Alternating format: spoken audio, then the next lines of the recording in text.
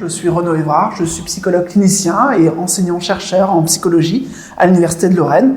Je préside l'association Anomalie qui organise le Festival des Anomalies. Alors, je vais faire un peu de tout, puisque je viens aussi avec ma propre collection de jeux de société, également des jeux de société qu'on a créés avec les collègues pour explorer le monde des soins palliatifs, le monde des états non ordinaires de conscience, des choses sur lesquelles on travaille.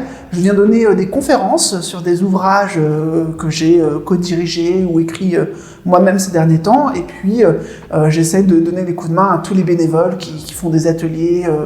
En veux-tu, en voilà, il y a plein de choses qui se passent.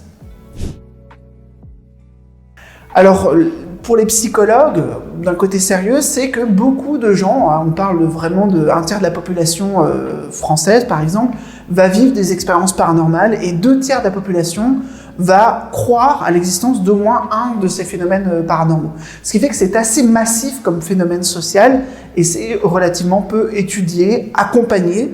Et donc on essaye de sensibiliser les gens à l'approche scientifique, à l'approche clinique également de ces phénomènes. Mais au-delà de ça, c'est une culture à part entière. On va parler d'ovnis, on va parler de cryptides, ces animaux qui ne sont pas censés exister. Et tout ça, on le lit, on le voit au cinéma, mais on a peu l'occasion de travailler avec cette culture, avec les gens qui sont aussi passionnés par ce domaine. Actuellement, je dirais que c'est les phénomènes de hantise. Donc les gens qui pensent qu'il y a des bruits ou des déplacements d'objets, des choses assez bizarres qui vont se passer dans un lieu, habituellement leur domicile, mais ça peut aussi se passer au lieu de travail ou des choses comme ça. Actuellement, par exemple, il y a tout un village en Bretagne qui subit des frappements sur la porte, sur les volets à des heures complètement improbables. Ça commence à avoir une sorte de couverture médiatique. On ne sait pas du tout si c'est des phénomènes avec des fantômes ou quoi que ce soit, mais ça fait vraiment partie des questions sociales qui sont un peu tabous, non traitées, et qui existent depuis aussi longtemps que l'humanité existe. On va retrouver ça dans des pièces de théâtre de l'Antiquité, on retrouve ça dans la culture chinoise, et en même temps, ça reste une énigme sur le plan psychologique, parapsychologique. Est-ce qu'il y a des énergies inconnues? Et les gens qui font face à ça n'ont comme représentation que les aspects d'épouvante qu'on va voir circuler au cinéma, par exemple, ou dans les séries, ou alors les aspects ridicules, mais ils sont finalement très dépourvus sur la façon d'appréhender ce type de phénomène. Alors, il n'y a pas de SOS fantôme, de Ghostbusters vraiment agréé par le service public. Et du coup, ils ne savent pas vers qui se tourner. Donc, on essaie un petit peu de travailler ces questions et d'accueillir la détresse qui peut accompagner ces expériences.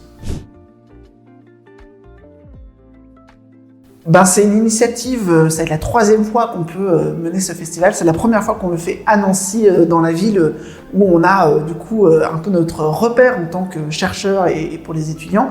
Ce festival, il essaie justement de corriger un petit peu les nombreux salons du paranormal et autres New Age qui ne font pas vraiment le tri entre les aspects scientifiques et les aspects populaires ou commerciaux.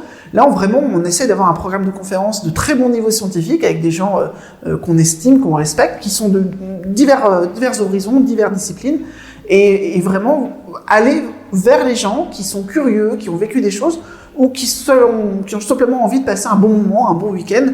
Donc ce festival, vraiment, c'est une ouverture vers la société. Et je sais que l'objet paranormal est sulfureux, c'est une réputation, pour les universitaires, dans le monde académique, c'est très mal connoté. Mais voilà, on essaye de faire quelque chose où on rencontre vraiment des gens qui s'intéressent à ça de différentes façons, avec nous qui menons des recherches expérimentales et cliniques sur ces sujets. Si vous n'êtes pas venu cette année, tant pis pour vous, on va essayer de le refaire l'an prochain. Vous pouvez regarder un petit peu, effectivement, les interviews des différents intervenants, ce qu'ils ont aussi produit. Et l'association Anomalie fait plein d'autres actions au cours de l'année. On a mis en place des escape games, un parcours ludique dans la ville de Nancy autour de l'hypnose, et on participe à plein d'autres manifestations. Donc, vous êtes les bienvenus pour participer à l'une ou l'autre chose.